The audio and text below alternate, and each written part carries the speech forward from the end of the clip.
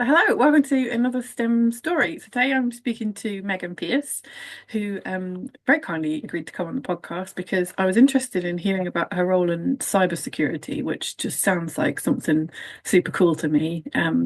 Obviously, there's always big leaps in the things that technology can do, and I imagine it must be kind of a challenge to keep up with that and make sure that the ways that people are being more and more connected happens in a way that's safe. It sounds like a fun job. Yeah, it is. So my actual title of my job in my company is a certification technical support analyst. So my company we administer a lot of cybersecurity certifications to a lot of companies. So the most common one we deal with is we're partnered with the NCSC with the Cyber Essentials scheme. So I don't know if you've heard of that. But basically, I supply the technical support so that if people get stuck on what controls they need to apply or, or like understanding the requirements, they email in, and my team and I answer those questions.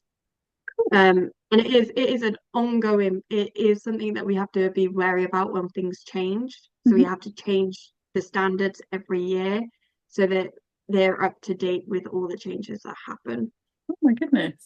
So is the NCSC that National Computer Science?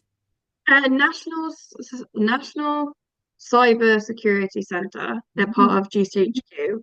Yeah, so they're fun to work with. I was thinking of something completely different in education land. There's a part of it that's education as well. There's an education part that we've also talked to occasionally, but I don't deal with that bit. That's for someone higher up the ladder to deal with. But that sounds like that must be really interesting because the sorts of like cybersecurity issues you'd have there would be serious. Yeah. So we talk to a lot of different companies, and it ranges from different sectors. So we talk to education, so we talk to colleges and schools on getting their certifications. Hmm. Um, we can range from being with manufacturers as well, or even technical companies as well. Hmm. And the knowledge ranges from person to person. So one day I could be talking to someone like who's a chief technical officer to someone who's in business management who it doesn't understand tech at all and just needs that little bit extra explanation. Cool. So yeah, it is a fun job. I love it. I mean, it's a part of everybody's life now, isn't it? I think it's just Yeah. kind of well, everyone has kind of different perceptions of cybersecurity. There's most generations now that grew up with tech and internet connected devices being a big part of their life, and then older generations that like they were well into their adult life before the internet was even a thing, and yeah, completely different perspectives on how things can work and how they can be I safe. actually, yeah, I actually find this interesting because like people who I talk to who have grown up with the technology, they don't even realize about cybersecurity, which is interesting to me because you're like, they are on it all the time, but they don't really take note of the security. So my friend, I turned around to her one day and I noticed that her Facebook profile was public so that anyone could see it. She didn't even realize that there were privacy settings. So I had to talk her through how to get the privacy settings up to date. And it's something that's really weird. Like I think about it all the time. I always have. I mean, I was hacked myself when I was younger, which got me on the track to where I wanted to be. Mm. Um, but I find that people who are older, they don't really realize it because they don't weren't around it. Like you said, they didn't grow up with it. But equally, people who are growing up with it, they're just taking it as a granted that it's there. They're not actually checking whether it's there or not. And that's the problem is that it's not enough education around it. Yeah, yeah. I think there's constantly the ways that things are being hacked or information is being used maliciously is getting smarter and smarter. And I Yeah, think, I mean, with the increase in all sorts of different technologies. I mean, AI, you got to think about how that's going to be used, because it could be used for greatness, but then it can be also used as an attack, Mm. in attacks. And you, with every new thing, you've got to think there's a couple more attacks come with it, Mm. or every new device you bring out, a new attack will come out as well. Mm. It you've got to think about the pros and cons every time something new comes out. You got to think about that going, oh, there's going to be something coming out about it. Yeah. Are there any kind of suggestions that you would give people for general cybersecurity? So I know personally, when I first started using the internet and internet devices, I was a big fan of sharing as much information as would help the service to be more personalized and put my details and my picture anywhere that I had the opportunity to do so. And then thinking, actually, the amount of information that is available about me on the internet is probably not a good idea, and go completely the other way. But there must be like Yeah. general things. So I would never say minimize what you put online. I would say minimize what you put in line in the case of who's got access to it. Make sure you know who's going to have access to it and where it's going to be. Make sure you've got, like, if you're on Facebook or social media, privacy settings. Make sure only the people you want to see what you're posting and your photos are seeing those things. Your passwords, I mean, I cannot strongly emphasize how much passwords are going to be a big thing in cybersecurity. Mhm. Um, I always suggest using the three random words from the NCSC, and they've got some great articles that will help with like passwords and that. And that's basically you pick three random words out of the top of your head, maybe change a couple letters to be capital, maybe change out a few that are special characters or numbers, and that's your password. Hmm. And it's a great idea because it gives it length and it also gives a bit more complexity. Yeah. Um, where you can and where possible, if possible, in everything you use, try and add multi-factor authentication. Mm. So that's basically um, you log in with your password and with your username and password, and then they will send like a code to an authentication app or to a text or an email. You put that code in, and it verifies you are that person logging into that account. Yeah. So I have it on pretty much everything because it's available on nearly everything. And it is something that I would strongly advise. It just gives that little bit of extra protection. Mhm. But yeah, I mean, there are lots and lots of ways to protect yourselves online. Mm. My biggest thing would be you need to do some reading about it, really. Mm. And I'm always happy to provide links, helpful links and stuff to that stuff. Um, but those would be my main points as a starting um a starting point. Perfect. Okay, so check your privacy settings, use secure passwords and two-factor authentication because much as it's annoying, it's definitely useful. Yeah, that's the thing. I mean, a lot of people find some aspects of cybersecurity very annoying, Yeah. but you got to think that little bit of annoyance is worth it if they're not gaining access to your online shopping account, which has your credit card information. Mm. You, if you think about it like that, that little bit of annoyance goes away because you're like, actually, I'm keeping myself safe. I'm keeping my bank safe. I'm keeping all of this safe. It's worth it. It's challenging for me to get into. It's definitely Yeah, I challenging think for a that's the string. thing. Yeah, I think that's the thing everyone's going to find that cybersecurity is going to be is a need, but because of the way cybersecurity is designed, it's going to have a few changes for personal habits, Yeah. and that's going to be the problem that people have is changing their personal habits Yeah. to be more secure. It does, I do get the impression, like completely externally, just in my personal life, that the ways that people are attempting to scam are very different because there was a whole bunch of like random emails to strangers or card cloning and that sort of thing. And now the messages that I get that are flagged as spam are so personal, like pretending to Yeah, be someone's child or asking about your yeah, dog, or I'm like, oh my God, if this was true, if they accidentally texted me that something's relevant to my life, it'd be very difficult to not believe what they've said. Yeah, so in that case, when you get emails like that or texts, I look for common flags. Now, Mm. I've learned to look for them because I where I work, but these are some common things that you can look at. So if it's marked urgent and important and you're not expecting it, then I would query it. If it's coming from your boss and you've got another line where you can another a phone number or something, another way of contacting them, I would contact them and say, "Oh, I've just got this email from you. It's really important. It's really urgent, but I wasn't expecting it. Like, do you want me to do this? Because it looks a bit weird." Mm. I would do that. Check the spelling because sometimes there's very subtle spelling and grammar mistakes. If you're getting a text from your son or daughter or a friend, check with that friend, phone them up, check that they're actually having that problem.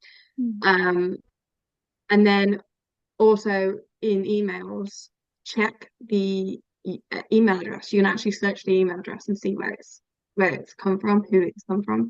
You can search the company. So if it's, for example, I got one that was claiming to be from Microsoft, but it wasn't a Microsoft email address. So I searched what is it like, what is a Microsoft email address? It'll come up with those. And like, or on the website, they will say our contact details. Mm. If it doesn't match, don't open it, don't reply. Yeah. Yeah, those little things, they become, once you start doing them, they become second nature because you're looking for them. Mm. Okay. It sounds a bit negative to kind of look for the ways that you might be scammed, but it is better to have that level of vigilance Yeah. and And this is very common. Like, it's really, it goes up. Scam calls, scam emails, what we call phishing, mm. which is where someone sends you that email. They're trying to get you to log in or they're trying to get you to give data. Mm. That's called a phishing email or a phishing call, a smishing, which is SMS phishing. No. Um, yeah, they're fun names, but you can't pronounce half of them. They are more common at like the during the festive period, during like Christmas and Oh. New Year, like that. So they do spike at certain times, and Christmas is one of them. Oh. Um, yeah, it's not nice, but Really? who has ever claimed a scammer is nice. No. Um, so it's important to keep an eye on this and to look for those things. I know it sounds cynical, but you've got to be a little bit cynical every now and again just to keep yourself safe. Yeah, definitely. I guess I've heard someone somewhere saying that people have more of the kind of spirit of Christmas and they're generally feeling more generous. So it's a good time Yeah, to, that and people will take advantage of that. Um, and that's the idea is that they're trying to take advantage of people's generosity or trusting nature, and it is horrible, but it does happen. And unfortunately, you know, people do lose their money because they've trusted that email or that text. honestly. Sometimes, I mean, I don't know how these things are set up, and it seems like it would be a lot of work. And sometimes I feel like it would be easier for them to just get a better job than scamming vulnerable people. They are to run these sorts of scamming networks and these attacks. They do cost money and they do take time. So I have that wonder as well. But if an attack is successful, they can wipe someone out. So they will make more money in the end. And that's what they're aiming for. So they don't care about how long it's going to cost. And the end result is going to be better than what they've started with anyway. So mean. Well, so I don't want to be too negative. It's helpful to have some guidance around being Yeah. safe, but I'm going to go more positive and say, how did Yeah. you end up in that sort of area of work? What kind of things interested you about Um, it? so I like computers. I have always been into computers. I like figuring out how things break and then putting them back together. Um, I break a lot of things myself just so that I can put them back together as well, which is the fun part. Um, but I think my IT teachers at my high school. So I went to a local one where I am, and I wasn't academic. I'm not one of the core subject people. I didn't do well in science. Well, I did okay, but I didn't excel in like science, English, and maths. And if you didn't do that, if you weren't on what they called the gifted and talented list, they didn't really give you the support that you would have needed to get into a better job, into a university degree. So my IT teachers were really my rock because I started going in there more often because I really enjoyed the subject. I really enjoyed um, researching about things. And if I had free periods, I would be in those computer labs doing work, whether it be my assessments for other classes or whether it be assessments for that or just surfing the web and trying to improve my knowledge on stuff. Um, he started asking me about university, what I wanted to do when I left sixth form. And I said, I want to go to university because I want to get the degree. And that was partially because I was bullied a lot in high school and I was always told I wasn't going to be anywhere. So I wanted to prove to myself and to everyone who doubted me that I could get a degree and that I'm smart and I'm capable. But I didn't know what I wanted to do it in. I just knew computers had to be involved. Mhm. So I actually did a course in business IT. So I got a really rounded view of IT. Did a few business courses with it as well, which helped me understand how businesses operate, which has actually come in very helpful in some of my day-to-day work. And I didn't actually realize what I really wanted to do, which is cybersecurity, until I think my second year of my undergrad, when I started looking at the cybersecurity aspects for courses. Mhm. Um, and then I went on and did my master's degree straight after my undergrad. So I finished my master's degree during COVID, so that Oh, was fun. And I did that in cybersecurity. oh wow. So not only did you get a degree, you went and got a master's as well. I love it. Yeah. I was always I got when I knew I wanted to do cybersecurity, I was like, I want to do the masters because even though I know many people in cybersecurity who didn't do um, computing or cybersecurity as an undergrad or a master's, but they've had on-the-job training. Whereas I was like, if I have this training, if I have this, then I've got a platform where I can go, I've got a basic understanding of this. I can then improve upon that through training. And that was more personal um, choice. It isn't a necessary thing. So some places will say you need to have this degree and this degree, but most places will say as long as you have a degree and you are passionate and you're capable of learning, we can train you up and train you into that role.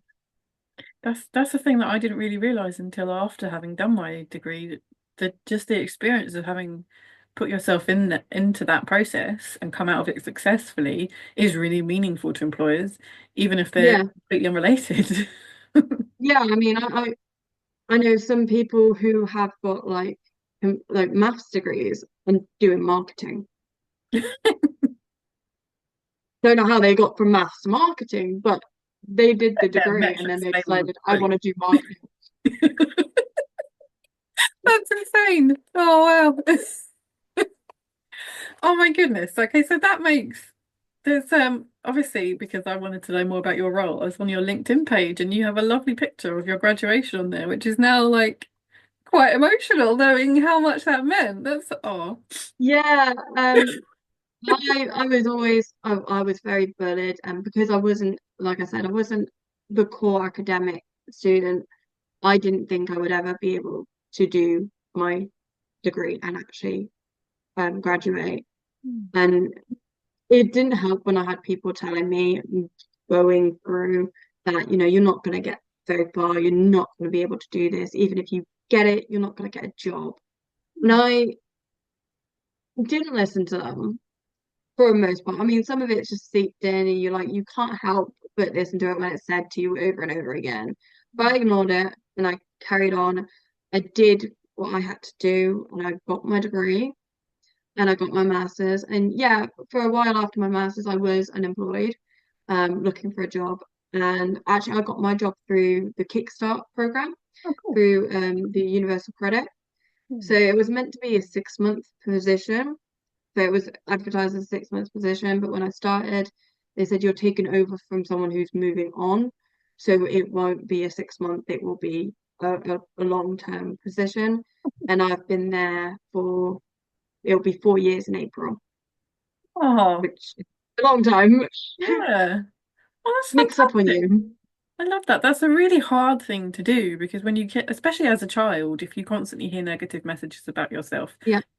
impossible not to take that on. So to have actually gone through to that level and be working with GCHQ in cybersecurity is Well, fantastic. not GCHQ, it's a part of it. It's NCSE, but I don't work directly for them Yeah. or with them. We just partnered, our company's partnered. But yeah, it's an achievement that I'm proud of, Yeah.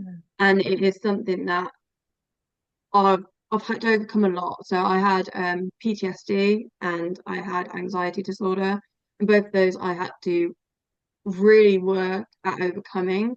And I'm very thankful, and I'm so proud to say that now I don't suffer from them as much. I still get blips of anxiety, everyone does. But it's not to the case where it was like I can't get up out of bed anymore. So it's I'm really proud of the person I've become, and a lot of that is to do with my employers, Yeah. and they're just amazing people. So Yeah. yeah, And I think some credit to your computer science teacher at school because that was really nice to yeah. notice that about you and reach out. Oh yeah, he noticed a lot of things about me. He noticed like my learning habits. Yeah. So I can't process information if I'm not fidgeting with something. Okay.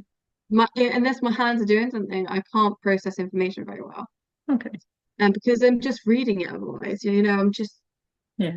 unless it's a book for enjoyment, I won't read information and take it in. Hmm.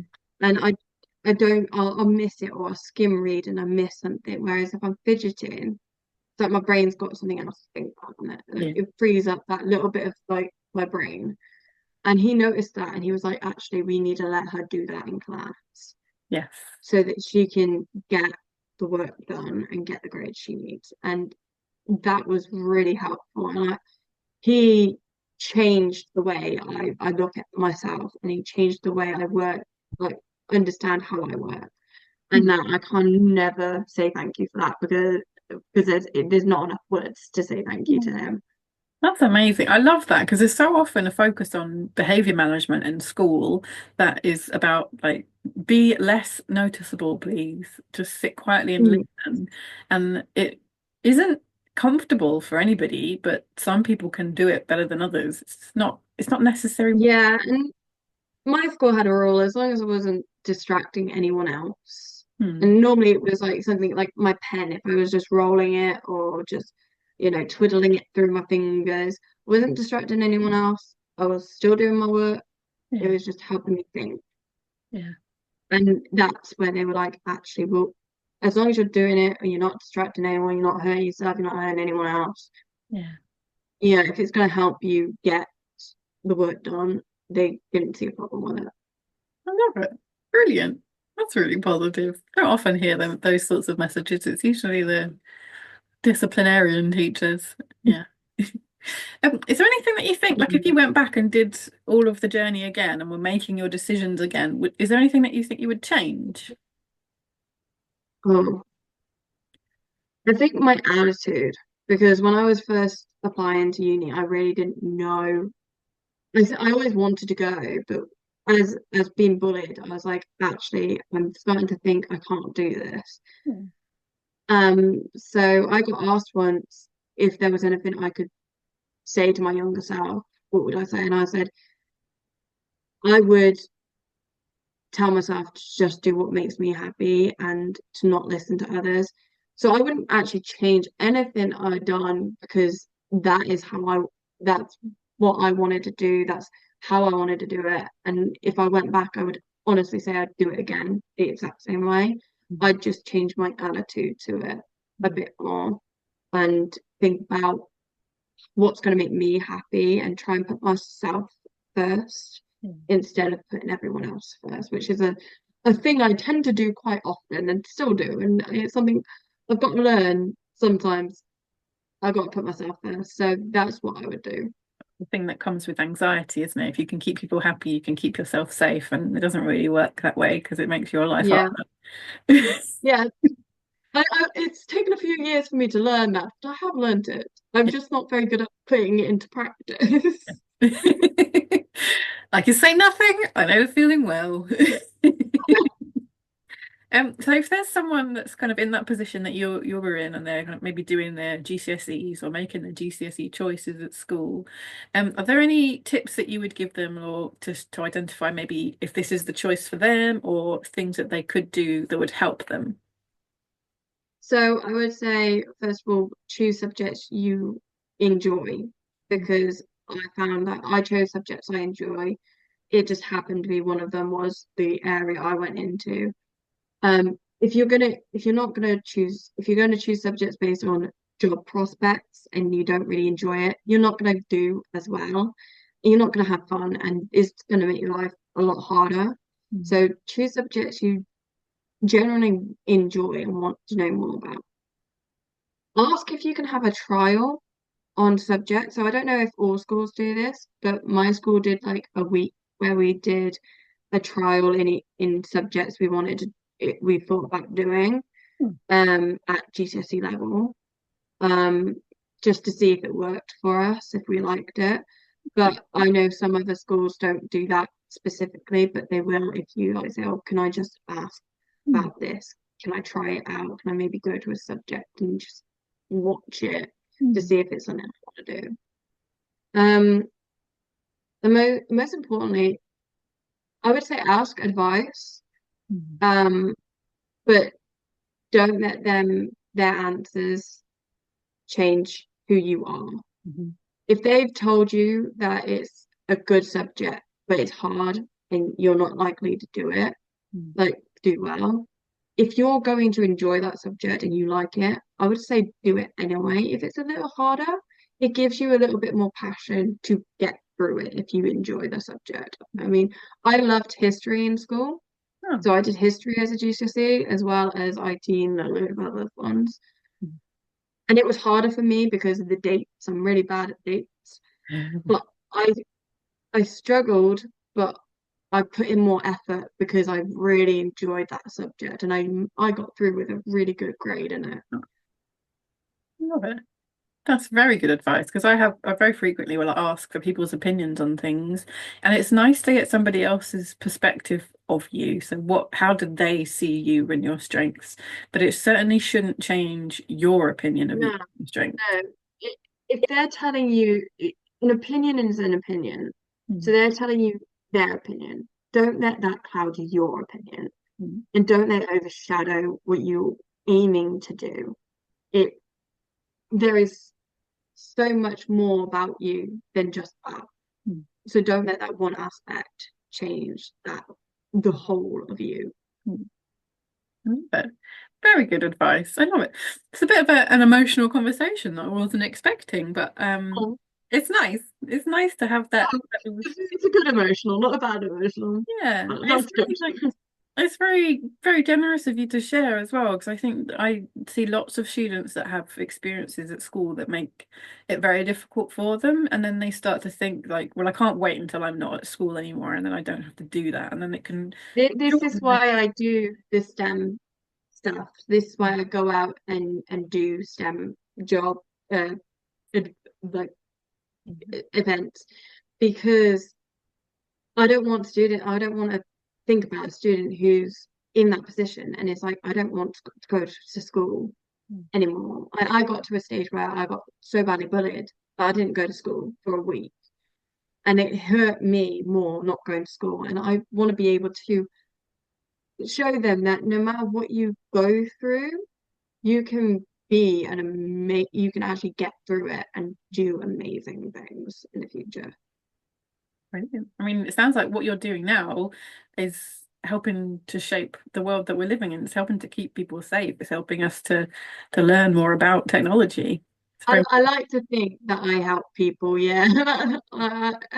Even if it's just like one person a week Yeah. that I talk to who's like, oh, actually, I understand that. I'm gonna do that now, and I Mm. understand why I have to. That's one person who's a bit safer online. Mm. And if I'm talking at a school and I'm talking about them oh, we're gonna go back home, we're gonna tell our parents they can do this to stay safe. Well, it's one more family that's protected.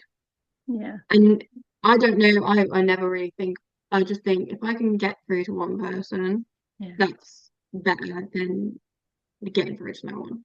Yeah.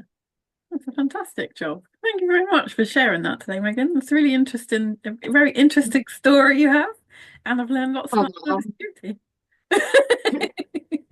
I'm glad I could help. I know I've had fun. I'm glad I reached out. It's fun. Wonderful. Thanks very much. Well, yeah, I have to keep in touch because it sounds like you have a very interesting job. I shall have to be tempted not to go and do more research into. Well, if you ever will have any questions, just ask. I'm Well, always around. I'm always on LinkedIn, so yeah, ask away, and I'm willing to help. that's lovely. Thank you very much, Megan. Have a lovely day, Thank you. and I'll speak to And you. you. Thank you. Bye. Hi, I'm your podcast host, Georgina Green, and the founder of Green Tutors, STEM specialist tuition company. We've been supporting students with their GCSE and A-level maths, science, and STEM subject studies since 2011, and our team all work and have a passion for STEM professions such as engineering and chemical synthesis and medicines and all sorts of fantastic things in the world of STEM beyond the curriculum, which is what we bring into our lessons to make them more exciting. And the reason I wanted to share this podcast with you all. Alongside that, we've launched the STEM Educators Academy, where other STEM professionals and STEM education enthusiasts can come and learn about how to grow their STEM education practices together. If you're interested in any of the support that we offer, get in touch at greentutors.uk and you can access some of the free resources on there as well. This podcast would not exist without the sponsorship of STEMazing. I'm very grateful to STEMazing, not only for sponsoring our podcast, but for the brilliant work that they're doing, fostering inspiration and inclusion in STEM. I recommend having a look at their website, stemazing.co.uk, which is what you can see right now, to see a bit more about the work that they do. Alongside the award-winning Inspiration Academy, bringing events into primary schools and inspiring young people to see their future in STEM, because you can't be what you can't see. There's a fantastic membership, which I'm a part of, for women in STEM to do more of this, fostering inspiration and inclusion in STEM, with monthly content shared on empowerment, inspiration, and community. Will help you to be a better role model and mentor to people in STEM. And finally, there's a brilliant library here of role models in STEM that you can go and have a look at and hear more about their STEM stories. Here's a shout out for our sponsor, Navigated Tutor. If you haven't seen this, I recommend having a look if you're in education. The Navigated Tutor platform gives access to a quarterly webinar and magazine and training resources. The first one I've already read and attended, and in minutes learned lots that's going to make a massive impact on the way that I support my students. This is brought to you by Arthur Moore, who is not only a fantastic tutor but also the host of the Tea and Teaching podcast and Tutoring Tips podcast, two of my most listened podcasts. So I recommend that you go and check those out if you're working in education at all, and sign yourself up to the Navigated Tutor platform for some fantastic CPD. You can get access to this at mooreedu.thinkific.com. That's mooreedu.thinkific.com.